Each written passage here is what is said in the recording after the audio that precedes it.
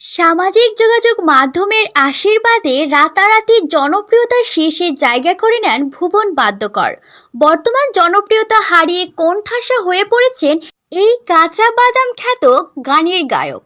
বর্তমানে বীরভূমের দুবরাজপুরের বাদাম বিক্রেতা ভুবন বাদ্যকর কাঁচা বাদামে গান গেয়ে বেশ জনপ্রিয় হয়ে ওঠেন। কাঁচা বাদাম গানটি দিয়ে তার বদৌলতে সামাজিক যোগাযোগ মাধ্যমে তিনি ভাইরাল হয়েছিলেন। সেই ইউটিউবারকে একটা সময় চিনতে পারতেন না তিনি।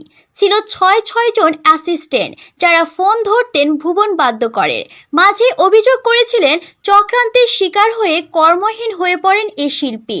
একটি শর্ট ফিল্মে অভিনয় করে বেশ ভালোই রোজগার করেন, তবে তা সাময়িক।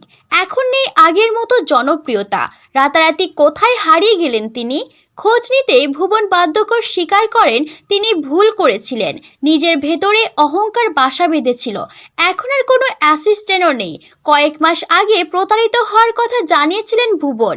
সেই সময় তিনি সংবাদ মাধ্যমকে জানিয়েছিলেন গোপাল নামে এক ব্যক্তি তাকে 3 লাখ রুপি দিয়ে বলেন তাদের চ্যানেলে ওই গান চালাবেন তিনি।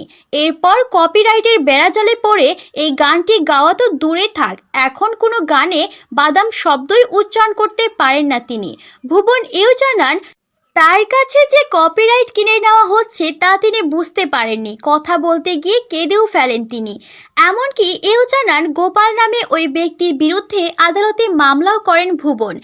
এসব এখন ছেড়ে ঘর ভাড়া করে পালিয়ে বেড়াচ্ছেন তিনি, কিন্তু ফিরতে চান মানুষের মাঝে, আবারও সবার মনে জায়গা করতে মরিয়া। নিজেই জানিয়েছিলেন তিনি নানা প্রান্ত থেকে টাকা পাচ্ছেন, অথচ একটা সময় সেই সব তথ্য অস্বীকার করেন তিনি। জানান তাকে নাকি কেউ কিছুই দেয়নি। এই ইউটিউবারের সামনে সত্যি স্বীকার করে জানালেন বেশ মোটা টাকায় পেয়েছিলেন তিনি ভক্তদের কাছ থেকে, যদিও আজ তার